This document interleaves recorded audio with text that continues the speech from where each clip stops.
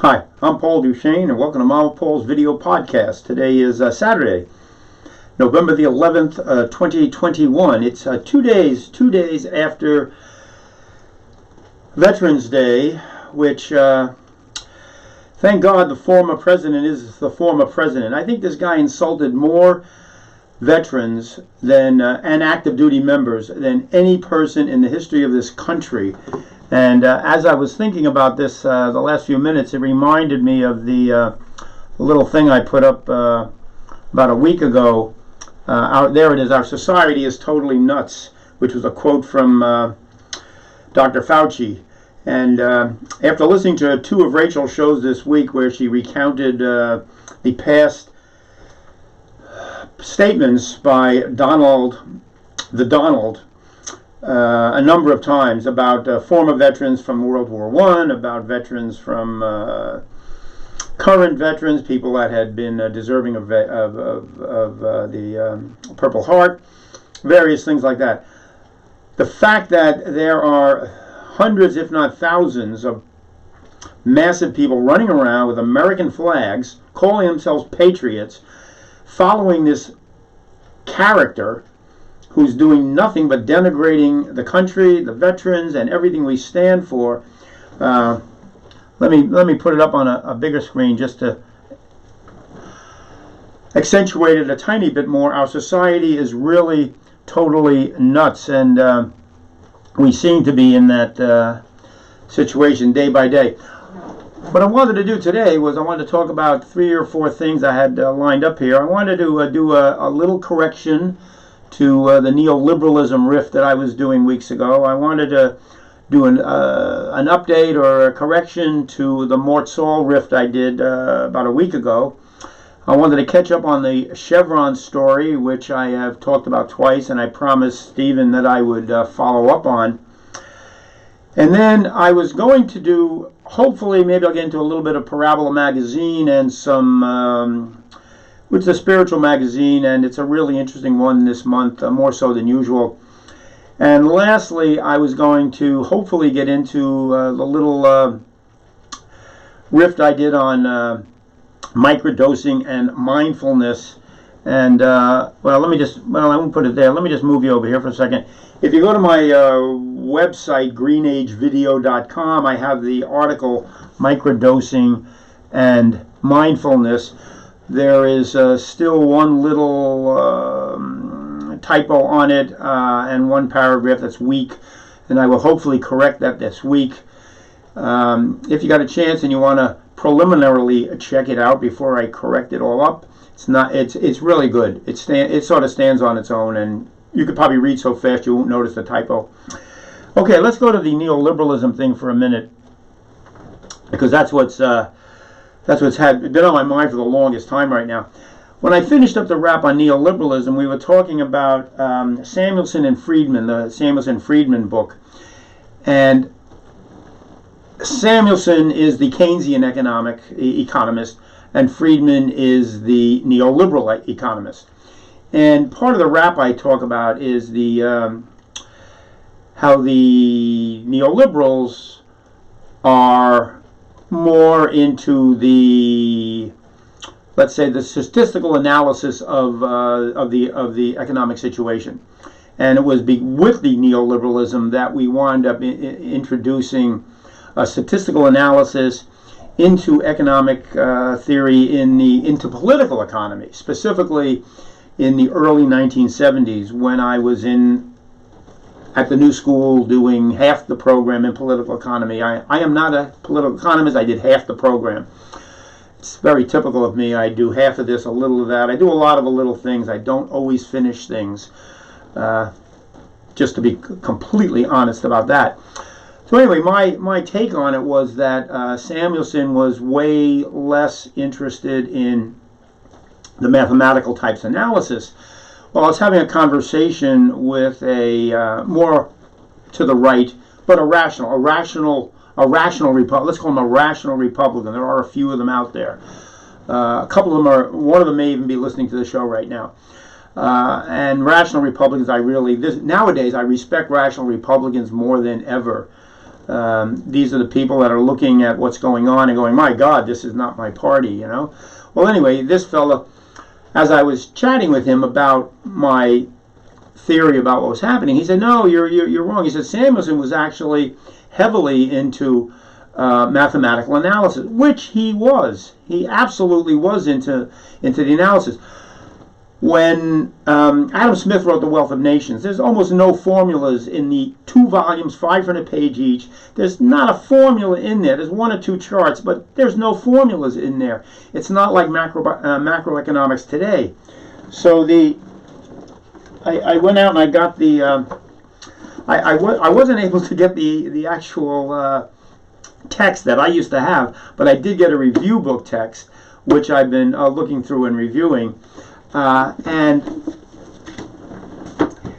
the argument was that Samuelson was heavily into formulations and statistical analysis, and he is. So I was a little bit off on that. Having said that, prior to 1970s, this was not the impact in what was called political economy at the time. And interestingly, we just went to see The Importance of Being Earnest the other night, and political economy book was mentioned in the play. That was a little bit funny. Nowadays, you can hardly find anybody that has political economy as a course. It's been replaced with macroeconomics, and that's what happened. But when this happened, it didn't just happen in economics. It happened in all the social sciences. So the statistical analysis started to happen in the 70s in sociology and psychology. In all of these, not just, like I said, not just political economy. And as that happened, the thinkers got pushed out and the widget counters got pushed in. And that was the argument I was making, and I really didn't extend that as I should have with the gentleman. The book that he referenced me to it's right over here, The Price of Peace, Money, Democracy, and John Maynard Keynes. I just got the book. It just arrived. And I've just started to skim through it a little bit, and I'll look at it a little bit more and see if we can come up with some of the stuff in there that will justify his other argument. Another interesting book in not this almost, but in the political economy realm is the book Debt by Graeber, I think it is. Yeah, David Graeber, Debt, the First 5,000 Years. Debt, the First 5,000 Years. Now, I've been listening to this book mostly on audiobooks. I got an audiobook version, which is really interesting listening to the reading of this. I listened to it on the plane going back and forth across the country. And it's a real eye-opener about how we got to where we are with the money system today and how far back the whole thing actually does go. It's not this simplistic answer that we've been getting from most of our economists, including Adam Smith and the rest of them, for hundreds of years. And it's way, way, way more complex and way more embedded in the whole social fabric, the whole concept of debt, than you might imagine. I would highly recommend getting the book or getting the audio version. The reason I got the book was I'm listening to it on audiobooks. And I think there's 105 sections. Well, there aren't 105 chapters. There's 105 sections in the on the audio cassette. There's 12 chapters here in the book. So as I'm listening to this, I really wanted to go back to some things or find out how to accentuate them, etc., that kind of stuff. And I couldn't really find out where to locate it in the book very easily, so I got a copy of the book.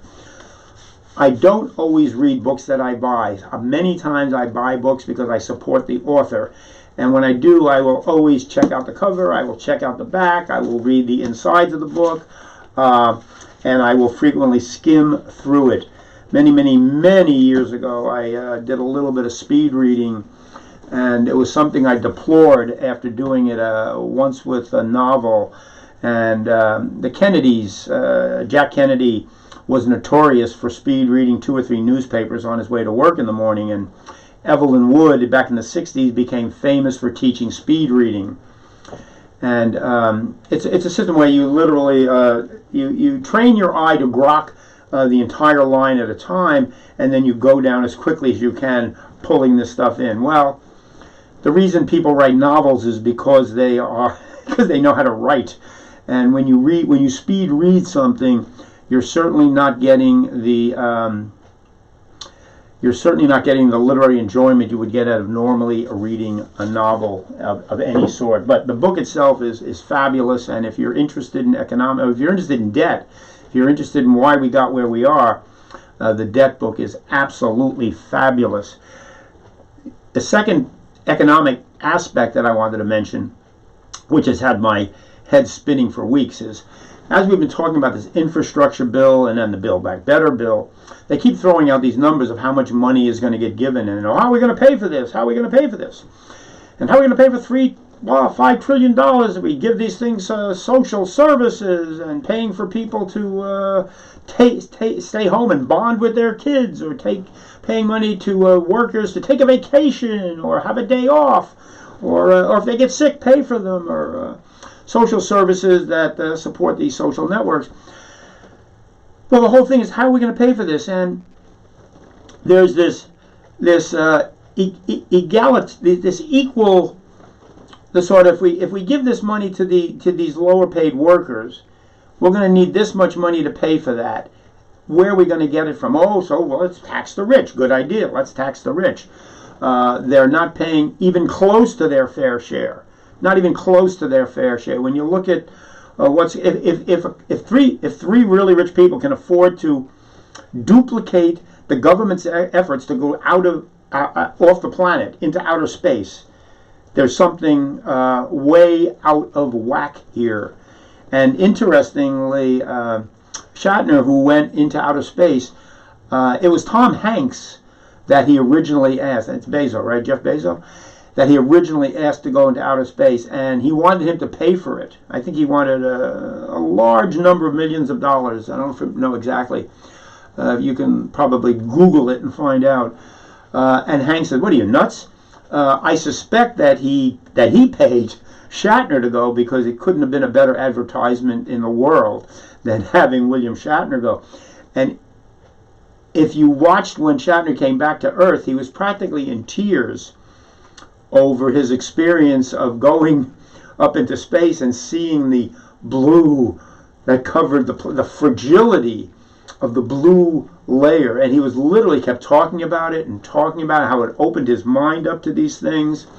And he really didn't want to talk about the crap that Bezos wanted to talk about. He was just focused on the fragility of this blue layer on the planet. In either case, he certainly turned out to be the greatest advertisement for space travel, I think, that they ever could have come up with. I think I diverted myself for a minute there. Okay, so a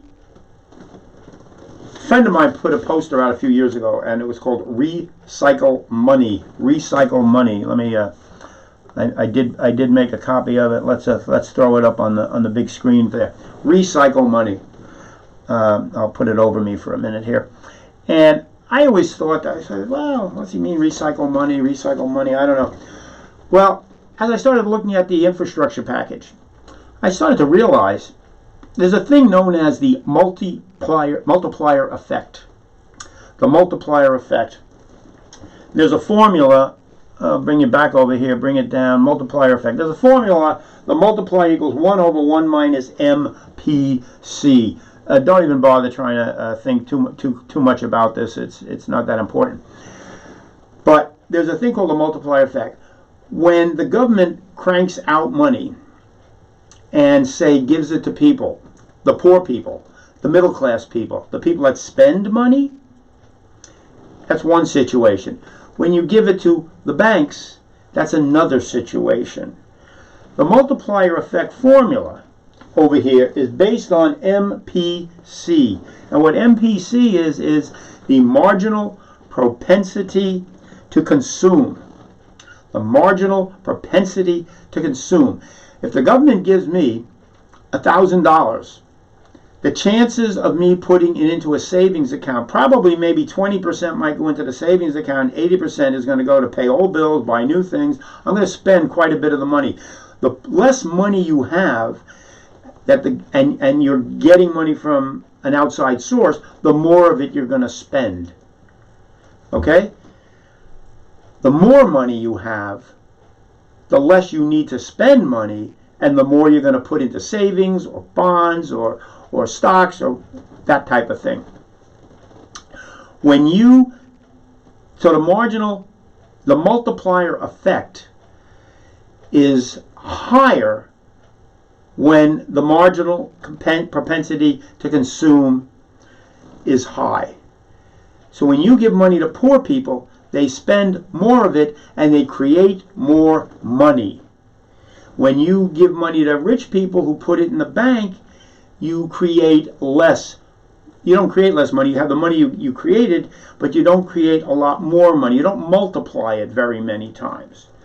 So you give money to the middle class guy, and he goes out and buys groceries with the dollar bill, or whatever it is. He takes his money and buys groceries with it at the grocery store.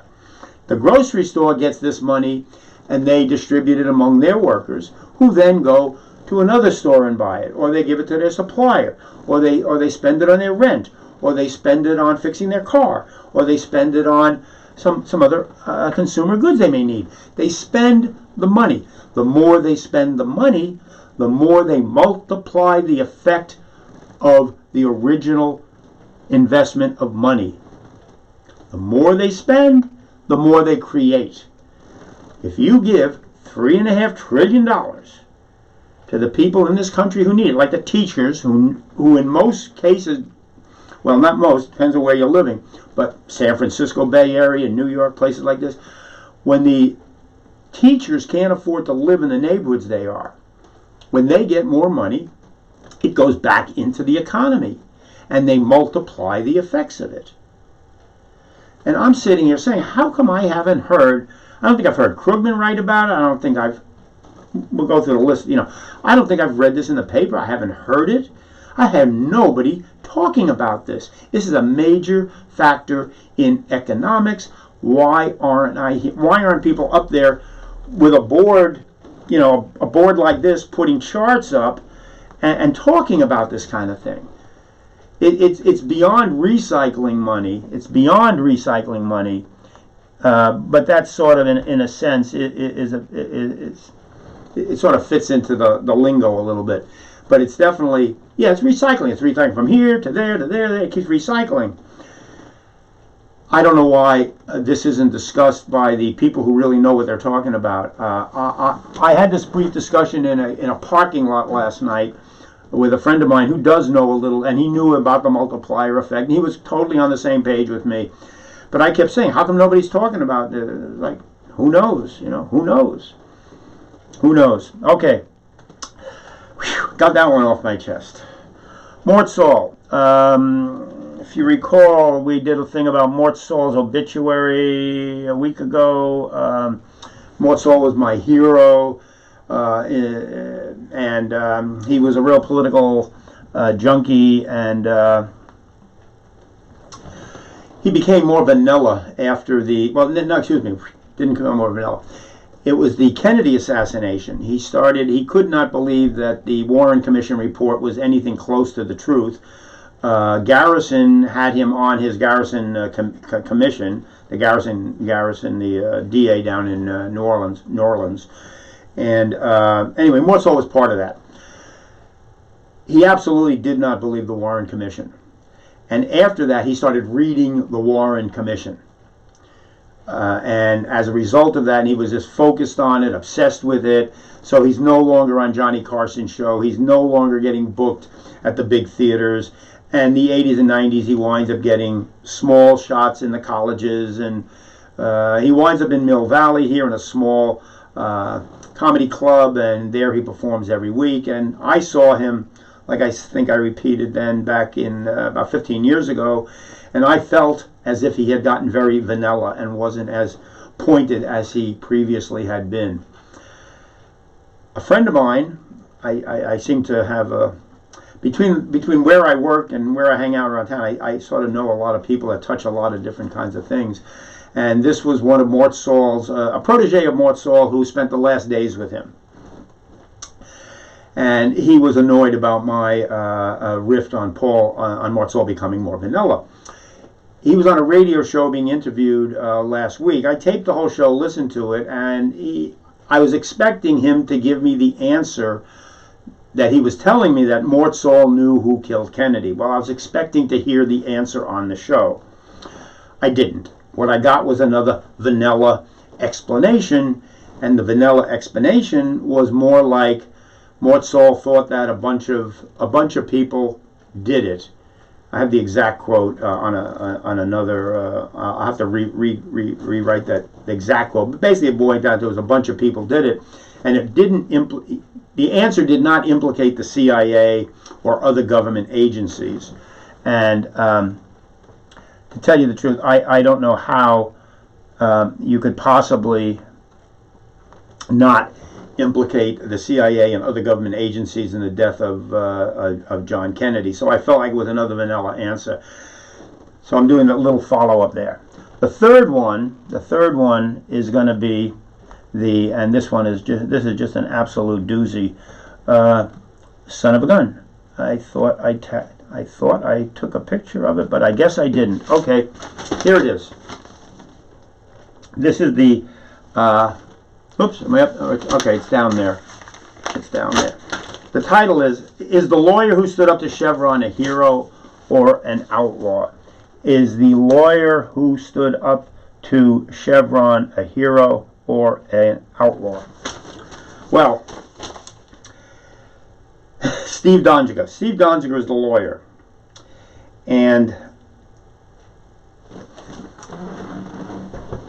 I could almost read this almost verbatim. This was on November 8th, so it was a couple of days before Veterans Day, and he talks about the fascination of big oil, Wall Street, climate activists, politicians, even among TikTokers. So maybe I ought to get on TikTok and figure out how to work on that system over there. So for decades, this guy Donziger spent decades literally suing Chevron and Texaco. Texaco was, I believe, bought by Chevron along the way, for despoiling the Amazona rainforest. They wind up in 2011, after a decade, with a $18 billion settlement, which later gets reduced to $9.5 billion, and spoiler alert, gets reduced to zero before the end of the day here. Texaco had conducted a $40 million cleanup effort, they said. The people down in the Amazon hadn't been too impressed with their $40 million cleanup effort, and if we compare $40 million to $18 billion or $9.5 billion, it's not a tremendous amount of money. And I'm going to make a comparison here to the opioid epidemic in a second.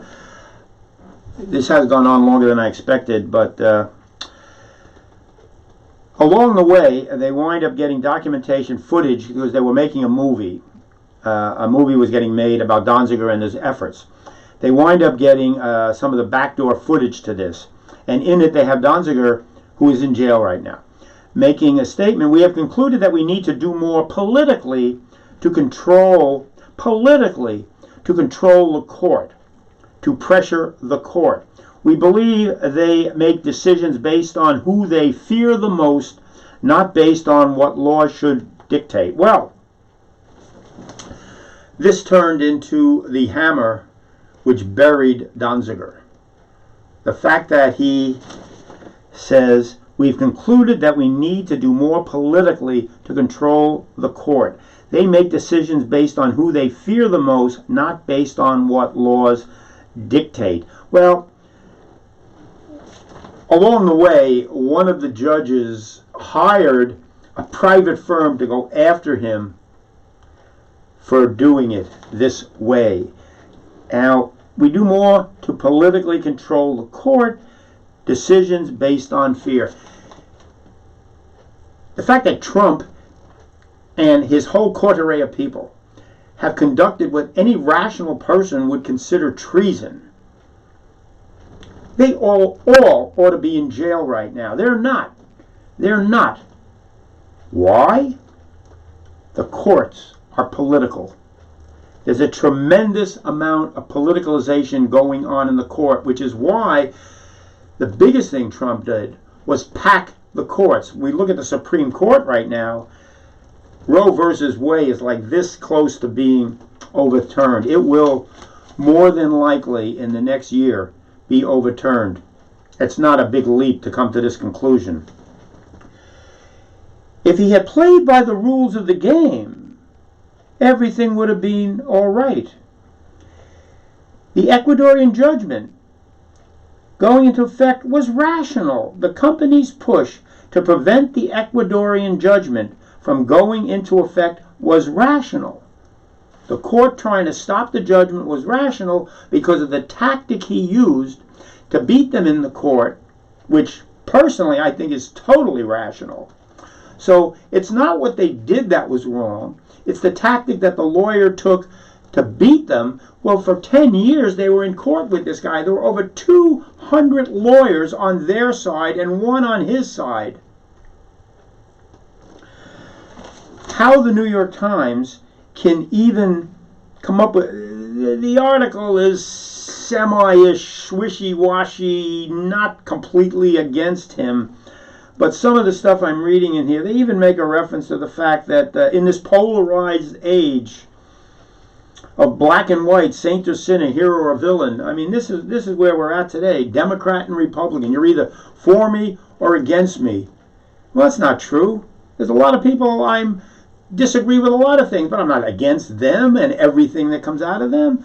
Everything isn't black and white. Everything isn't just yin and yang. Remember, there's a little bit of yin in the yang, and there's a little bit of yang in the yin. There's nothing that's that clear cut. There's nothing that clear cut. If he had played by the rules, everything would be just fine. So anyway, this was really disturbing reading this, the fact that hero or outlaw. And the moneyed aspect that got my attention was the 40 billion versus the 40 million versus 18 billion. In the recent case of, I'll wrap this up in a couple of minutes if I can. Yeah, maybe I'll make it by 30 minutes. No, I'm already over 30. I'm sorry. The opioid epidemic caused by the Sackler family with OxyContin. There's a movie, a series called Dope Sick. Michael Keaton stars in it.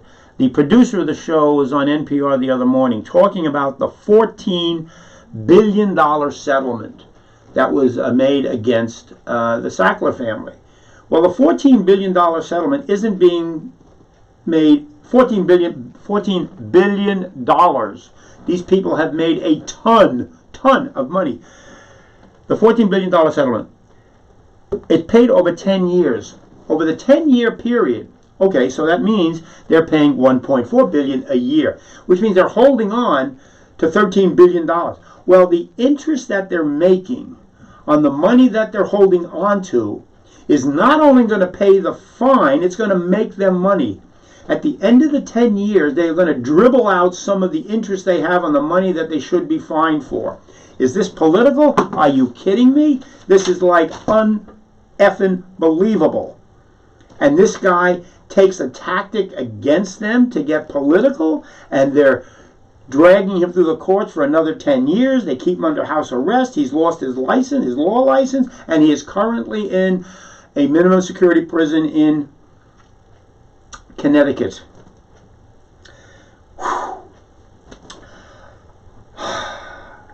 I hope that's off my chest. I think what I'm going to try to do, I'm going to wrap it up real quickly here, just to say something. Well, I don't know if it's positive. Well, I guess it's positive. Sure. Let's show the magazine here. This Parabola Magazine. Parabola Magazine.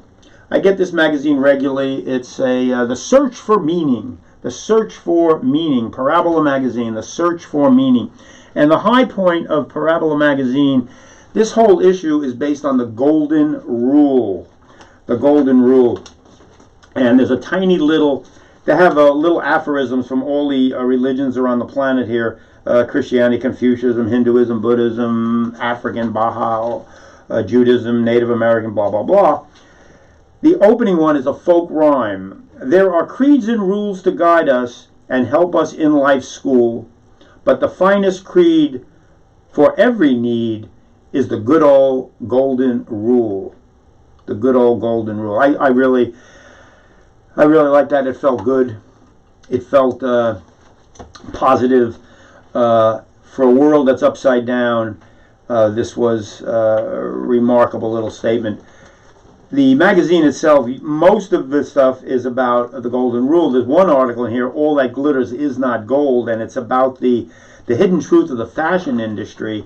Well, it turns out that the fashion industry, producing all these clothes in these sweatshops with people that are barely making a dime. This sweatshop's in LA, this sweatshop's in San Francisco, this sweatshop's in New York City.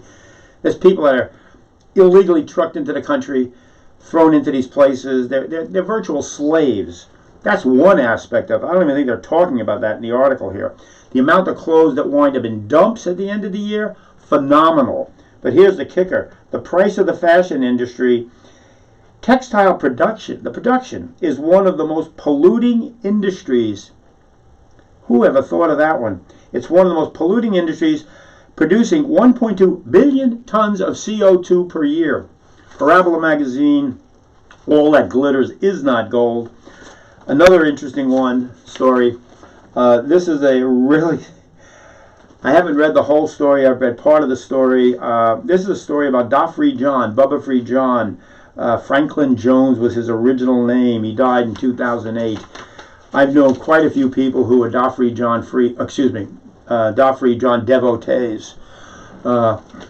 I always thought Doffrey John was without a doubt one of the greatest scams that ever hit the spiritual circuit, to say the least.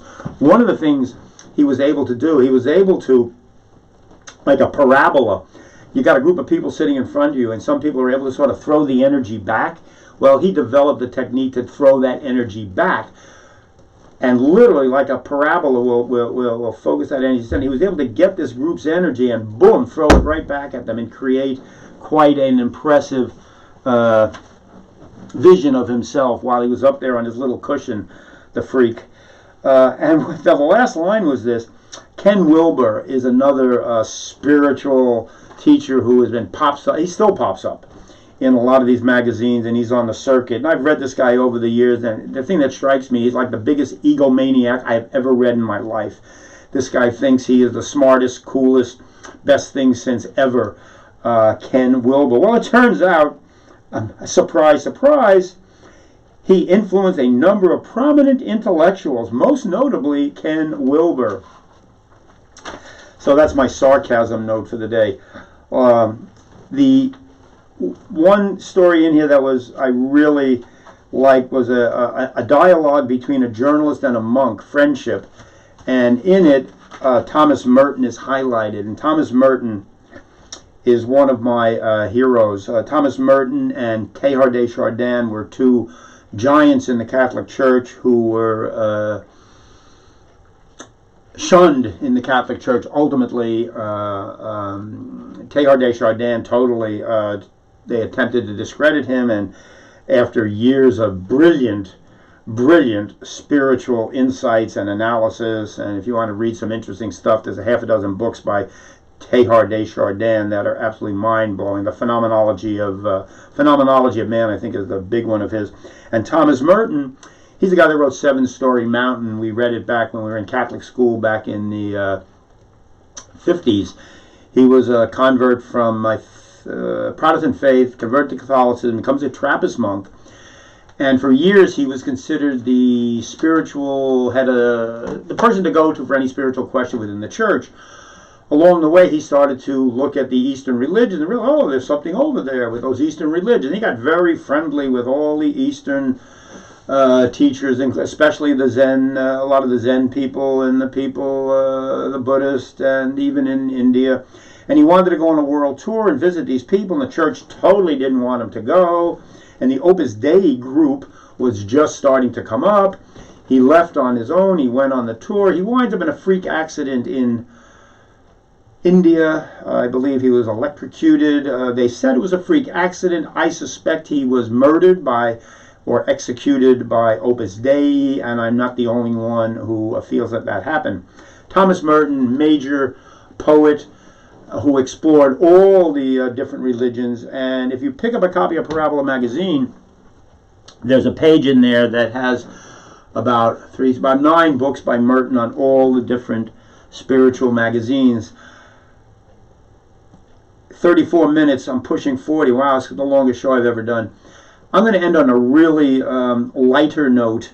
My favorite movie this month was Cruella, the Disney movie, which is anything but a Disney movie.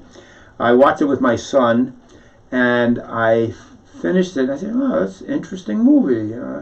I watched it the next night. We rented it. I watched it the second night. I said, my God, this movie is deep. I then bought it and watched it the third night and the fourth night. So I've watched the movie 4 times. I've written down some of the dialogue on it. Emma Thompson and Emma Stone are in it. Fabulous, absolutely fabulous movie. It is a Greek tragedy with Shakespearean overtones. And the Greek tragedy aspects are very much like Medea in terms of the relationship between the mother and the daughter. The mother-daughter relationship is absolutely Greek tragedy. And the Shakespearean aspect to me, the monologues. Emma Thompson's monologue at the last 33 minutes, I think, of the movie, where she's standing in front of the fountain at the, I think it's the Regent's Square fountain, which becomes sort of a talking point as her mother, who is not with us anymore. So she goes to this and delivers a few eulogies. Well, the last one she delivers is absolutely stunning. The scene building up to it, her at it, absolutely fabulous. I have three monologues that I'm absolutely fascinated with. That's one. The other one is Cate Blanchett in Blue Jasmine, which is Woody Allen's remake of A Streetcar Named Desire. The last scene, Cate Blanchett is sitting on the park bench, and they're about to carry her off to the loony bin, which is what they do at the end of Streetcar Named Desire. Absolutely fabulous. The woman at one point, when you watch somebody, facial expressions change 3, 4, 5 times in like a second, you're really looking at a phenomenal actress. The third one would be Nicole Kidman, my favorite actress, in the movie Hours, and in which I have that movie too. In fact, I just watched the scene last night, and it's about an hour in with a half hour to go before the end of it, where she's on the train station, and she's left the house, and she hasn't killed herself yet. She's still alive, and she's on the train station, and her husband Leonard comes to tell her to get back home, has to have dinner with the maid. The maid cooked dinner. She has to come home. What do you mean I have to come home? I don't have to do anything. I live for me. And he tells her how the doctors know what's best for her, and she tells him that the doctors don't know what's best. She knows what's best for herself. Ultimately, in the scene, she pretty much says she would rather die than live in the suburb, the bleak, boring suburb where he has brought her to live. She would rather be dead than live in the suburbs. And Virginia Woolf does ultimately kill herself. She suicides herself. And if you read the book Virginia Woolf, which some of you may have read, it was the one novel I read this year during the. I read it. In fact, I've read it twice. Mrs. Dalloway, which is what The Hours is based on. When you read the book and you're starting to read some of her descriptions, her grasp of humanity, her grasp of life and death, her grasp of the afterlife, what may or may not be after, she has a tremendously, I think, spiritual view of it all, in spite of the fact that she killed herself. I have a mild case myself of what I call early onset terminal rigor mortis. I am not going to kill myself under no condition. Who knows? And with that, The Sacred Art of Dying is a book that I've been dug out, that I've had, and it's Kenneth Kramer wrote it, How the World Religions Understand Death, and it's got all the different Buddhism in there, and Christianity, etc., etc. I'm going to talk about a few more.